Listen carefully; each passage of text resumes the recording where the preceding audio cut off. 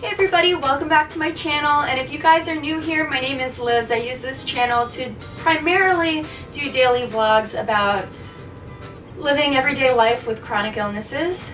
And I also do added content. Usually it's more of informative type videos, so this is going a little bit against what I normally do, but I'm so excited to share it with you guys. So I'm just going to give you a very brief background to my health.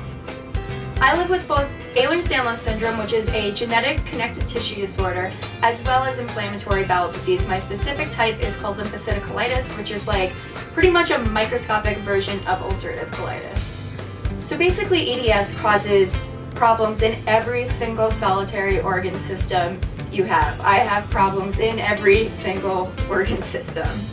So at the root, Ehlers-Danlos syndrome is a disorder where our bodies produce faulty collagen. Collagen is kind of supposed to keep everything together, and when you have EDS, everything's kind of loose and it causes multisystemic problems. Now, I'm not going to really focus too much on my illnesses at all today. That's taking away from what I actually wanted to do with this video, and I do have other videos that I will link up here somewhere that explains why I do my home infusions and how I use my PICC line and what my condition is. But briefly, the condition that EDS causes that I do home infusions for is postural orthostatic tachycardia syndrome, or POTS. So I do saline infusions basically to raise my blood volume, and it really kind of dissipates most of the symptoms that POTS causes. POTS is a form of dysautonomia, or autonomic nervous system dysfunction, so it's basically in control of all of the stuff our bodies are supposed to do without us thinking about them.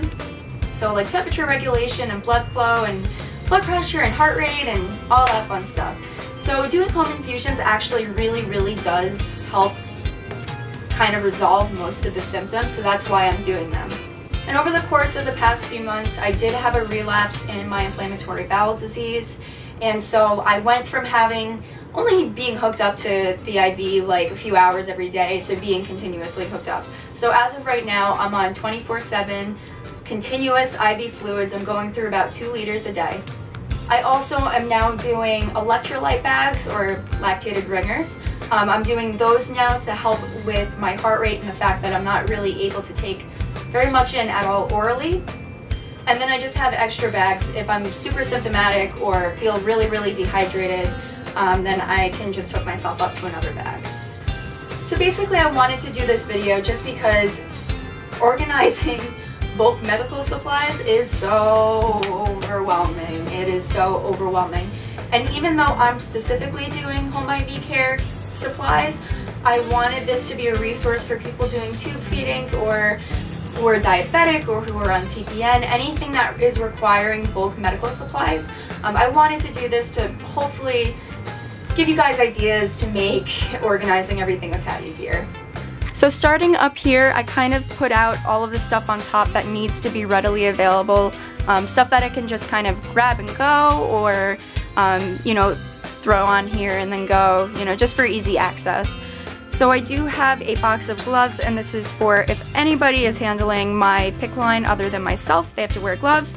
So I have those out. I have my sharps container, and that basically is for whenever these flushes are empty and need to be disposed of, they go in there, as well as like needles and anything else that might have blood in it. I believe when we mailed them out, they incinerate them. Don't quote me on that, but I think that's on the box. So I have that. It's actually almost full.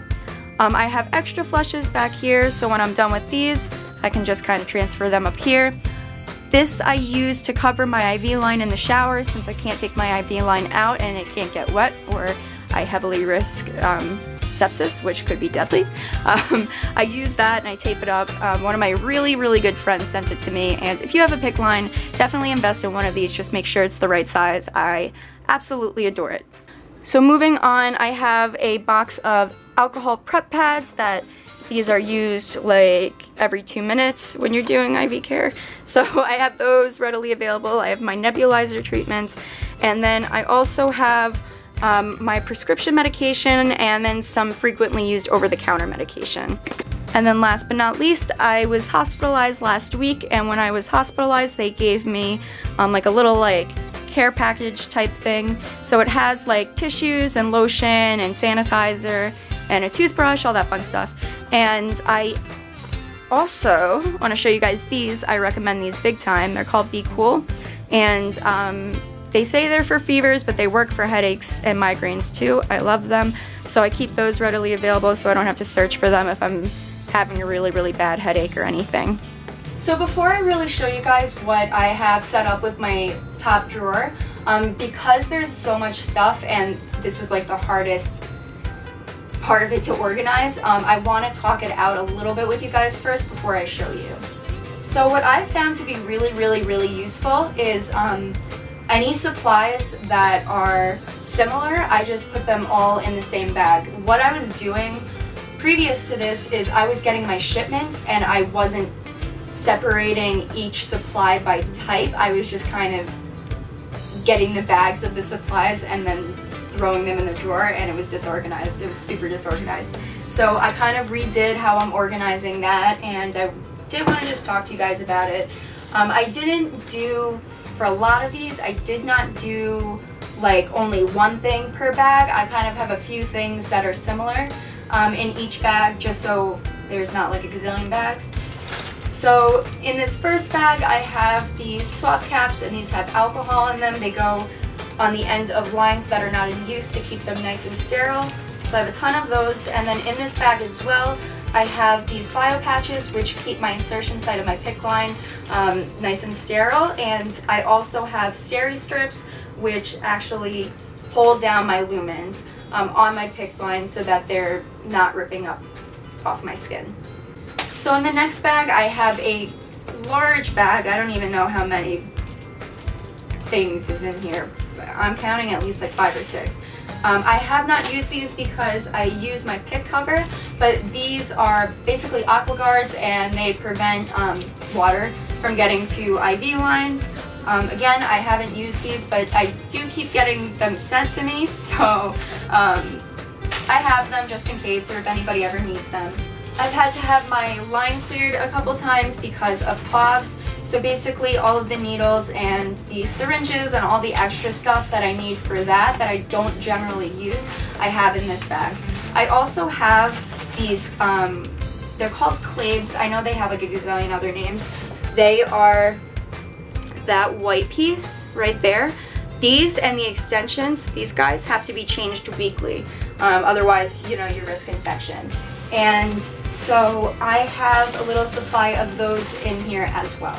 Additionally, I don't use this dressing, but I do have a different type of dressing. I use the ones that come in the dressing change kits, but I have these in a separate bag just in case I need it for something. So I have a ton of these. A lot of times I just give them to my nurse because I don't really like them and I don't use them, but I do have these in their own bag. So the last two things in this top drawer are basically a bag that I have extensions. My lumens actually don't end here, they end like down here. So these extensions obviously give you more like of a lead with your IV line. So, and I've been using both of them now because I'm using both lumens. I had not really done that previous to needing these electrolyte bags that I'm doing right now. But so I have a bag of all of the extensions. So I have a bag of these stat locks. This basically goes on like right past the exit site of my PICC line, and the line kind of secures in place, and if I step on my line, which I do all the time, or if it's tugged or something happens, it pulls the stat lock and it doesn't pull the IV line, because if I did not have a stat lock, I would have probably pulled my line out like within a week of getting it. Okay, so this is pretty much how the drawer looks. I have all of my dressing change kits kind of pushed over to the left side, and then I have all of my gravity tubing. So this is the tubing when I'm not using a pump, which I use for my electrolyte bags. These I have pushed up to the right side, so they're kind of all in the same general area. And yeah, I just have all of these bags kind of separating each type of supply that I need. It looks messy. It's not, I promise. This is actually pretty organized. So moving on to the second drawer, this is a lot simpler. The craziness is really on this drawer and a little bit on the top. So this drawer isn't that bad. I have my lactated ringers, which is saline with electrolytes. I'm using these daily now due to my relapse with my inflammatory bowel disease and just really struggling with dehydration. So I do have these separated from the rest of my saline, just so I don't get them confused and they're all in the same area. This tubing is for my pump specifically, and then these guys go on the end of that tubing to prevent anything from coming pretty much out of the IV line and going the wrong way.